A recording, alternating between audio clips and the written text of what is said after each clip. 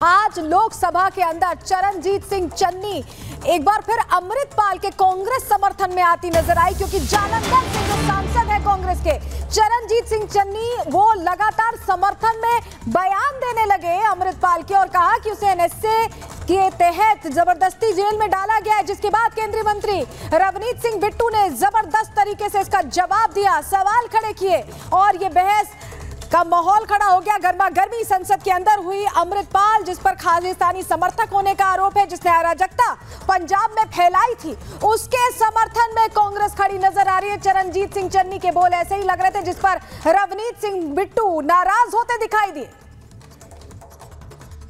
कोई बात नहीं, बैठ जाओ जी, बैठ जाओ जी, बैठ जाओ। बिट्टू जी, आपके पिताजी शहीद हुए थे, माननीय सदस्य, लेकिन मैं आपको कह दूं वो उस दिन नहीं मरे थे, वो उस दिन मरे जिस दिन आपने कांग्रेस को छोड़ा।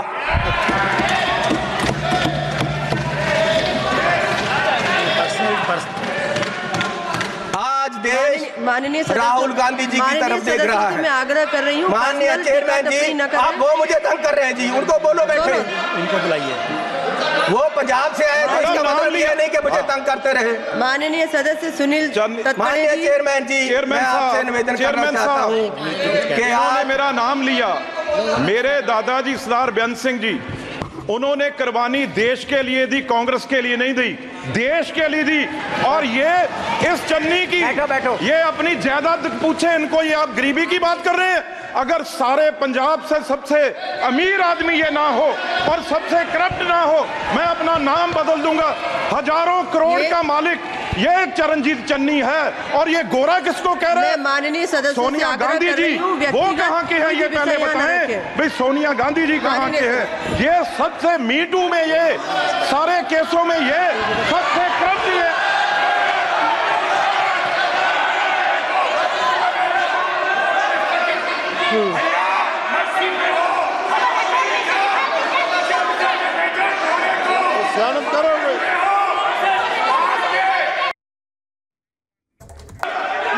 तो सवाल दरअसल यही कि क्या कांग्रेस का हाथ कट्टरता के साथ, क्योंकि लोकसभा के अंदर माहौल इतना गर्म हो गया कि रवनीत सिंह बिट्टू अपनी सीट से उठकर आगे की तरफ बढ़ गए। इन तस्वीरों को देखिए।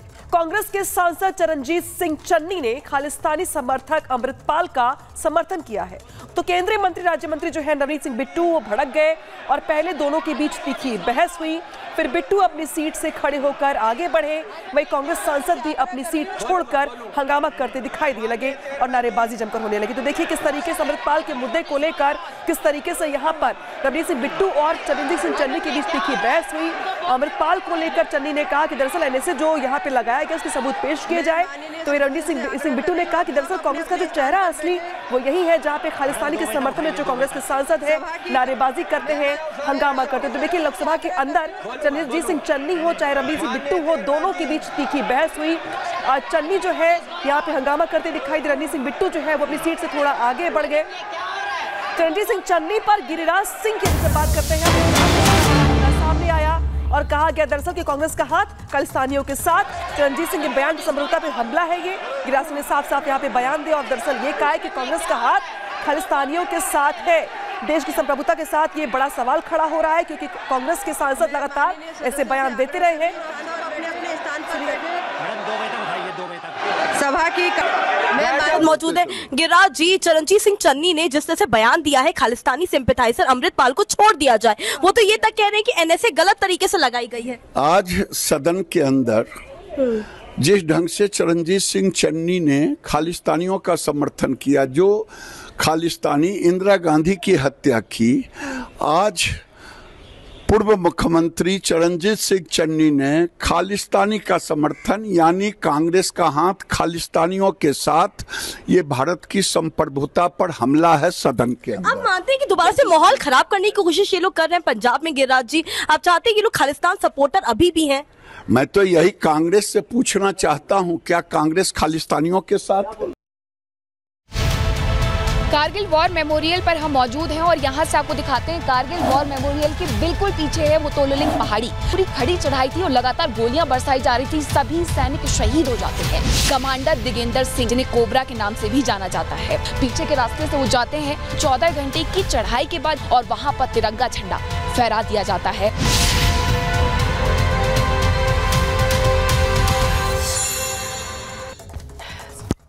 भाई 26 जुलाई वो तारीख जब करगिल में अपने शौर्य के दम पर भारत के वीर सपूतों ने भारत को विजय दिलाई थी।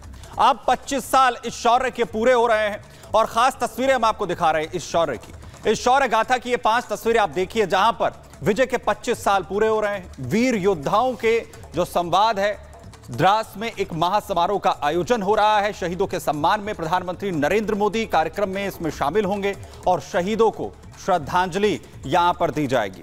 तो 26 जुलाई वो तारीख विजय दिवस के रूप में जो मनाई जाती है, करगिल विजय दिवस, और इसके 25 साल जहां पूरे हो रहे हैं। रजत जयंती देश मना रहा है इस मौके पर। और शौर्य पराक्रम की ये वो 5 तस्वीरें जो इस वक्त हम आपको दिखा रहे हैं, जिसमें खास कार्यक्रम होंगे। प्रधानमंत्री नरेंद्र मोदी पहुंचेंगे। हमारे उन वीर सपूतों को श्रद्धांजलि दी जाएगी जिन्होंने अपने दम पर अपने शौर्य के जरिए जो बड़ी जीत है करगिल में हासिल की थी। पाकिस्तान की कायराना हरकत जिसके वजह से करगिल युद्ध होता है और भारत के वीर जवान मुश्किल हालात में भी पाकिस्तान को मुंह की खाने के लिए मजबूर कर देते हैं। सलूट। और 25 साल हो रहे इस शौर्य के, उस कहानी को करीब से देखने के लिए, समझने के लिए और आपको सुनाने के लिए हमारी सहयोगी मीनाक्षी वहां मौजूद है। मीनाक्षी, आप वहां महसूस कर पा रही होंगी वो दौर एक था जब हमने अपनी बहादुरी दिखाई, शौर्य दिखाया, और जब हम कह रहे हैं कि हम 25 साल उस पराक्रम के सेलिब्रेट कर रहे हैं, तो कैसी रंगत आप देख रहे हैं?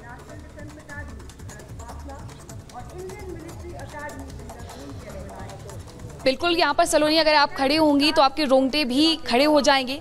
कई ऐसे जो योद्धा थे 1999 के, हमने आज उनसे भी मुलाकात की, उनसे भी बातचीत की और उन्होंने बताया कि आखिरकार वो दौर कैसा था और उस दिन किस तरीके से लड़ाई हो रही थी जब हम टाइगर हिल्स पे थे या फिर तोलोलिंग पे थे। कई ऐसे योद्धा थे जिनसे हमने मुलाकात की है। लेकिन अभी हम जहाँ पर वॉर मेमोरियल के बाहर मौजूद हैं, वहाँ की आपको खास तस्वीरें दिखाती हूँ, क्योंकि इस बार रजत जयंती महोत्सव मनाया जा रहा है और ऐसे में खास तैयारियां भी की गई है। जो सैलानी क्योंकि लद्दाख लगातार घूमने के लिए आते हैं, वो भी यहाँ पर रुक रुक करके पूछ रहे हैं कि क्या हमें भी पास मिल सकते हैं, हम भी आगे जाकर के अंदर जाकर के देख सकते हैं। और इसी के साथ आप जो ये मेन गेट देख रही हैं कारगिल वॉर मेमोरियल का, उसे फूलों से पूरी तरीके से सजा दिया गया है। हालांकि अभी एसपीजी के हवाले ये सुरक्षा व्यवस्था कर दी गई है, थोड़ी देर बाद एंट्री भी शुरू हो जाएगी। लेकिन अभी जो तैयारियां हैं वो आप बाहर से ही देख सकती हैं कि कितने खूबसूरत तरीके से यहाँ पर जो तैयारियां हैं वो की गई है। जो योद्धा है वो उनका कहना है और हर कोई ये मानता भी है, हर कोई ये मानता भी है कि किस तरीके से ये अब तीर्थ स्थल है, क्योंकि कोई भी सैनिक यहाँ पर आता है या कोई भी आम आदमी यहाँ पर आता है तो वो अपने आप को यहाँ से कहीं ना कहीं कनेक्ट करके देख सकता है। इसके पीछे द्रास सेक्टर में जहाँ मौजूद है, इसके पीछे की आपको पहाड़ियाँ दिखा देते हैं, क्योंकि ये पहाड़ियाँ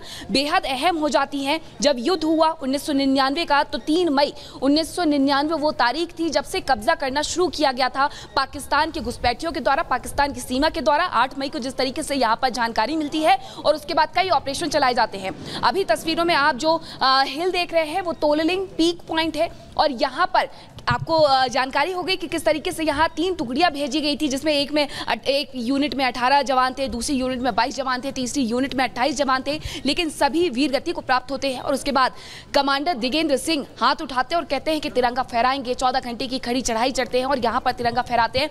ये पूरी पहाड़ी वो गाथा बताती है कि किस तरीके से यहाँ पर 1999 की वो लड़ाई लड़ी गई थी। शुरुआत होती है बत्रा पॉइंट से, उसके बाद टाइगर हिल है और उसी के साथ गन हिल है और आगे हम बढ़ेंगे तो तोलोलिंग है। और ये तमाम पहाड़ियां साफ तौर पर ये बताती हैं कि 1999 का जो युद्ध था वो कहीं ना कहीं वीरता की मिसाल था, क्योंकि लगातार कोशिश यही की जा रही थी कि हम NH1 को किसी तरीके से काट दें और यहाँ लद्दाख के अंदर एंटर कर जाए और उसके बाद फिर कश्मीर के लिए लड़ाई लड़े। लेकिन अदम्य साहस के आगे, सेना के अदम्य साहस के आगे न केवल पाकिस्तान को घुटने ही टेकने पड़े थे, बल्कि पाकिस्तान को भागने के लिए मजबूर भी होना पड़ा था।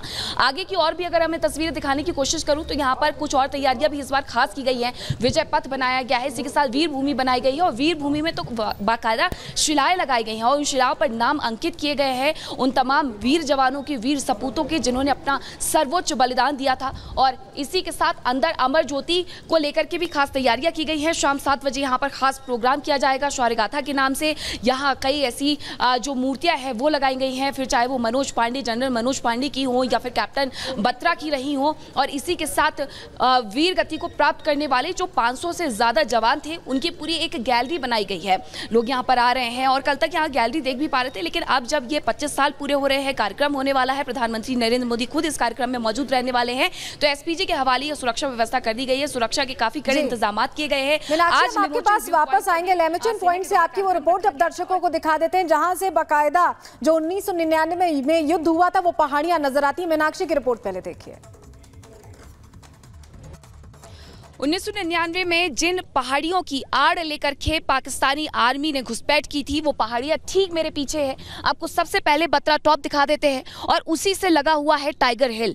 थोड़ा और आगे हम अगर बढ़ते हैं तो यहाँ पर 3 पिंपल भी नजर आ जाएगा। उसी के साथ लगा हुआ है गन हिल और तोलोलिंग की वो पहाड़ियां जहां पर कब्जा जमाया गया था, क्योंकि ये ऊंचाई में सबसे ज्यादा था, सीधी चढ़ाई थी और खड़ी चढ़ाई की वजह से लगातार फायरिंग की जा रही थी, जिसकी वजह से भारतीय सेना को काफी नुकसान भी झेलना पड़ा था।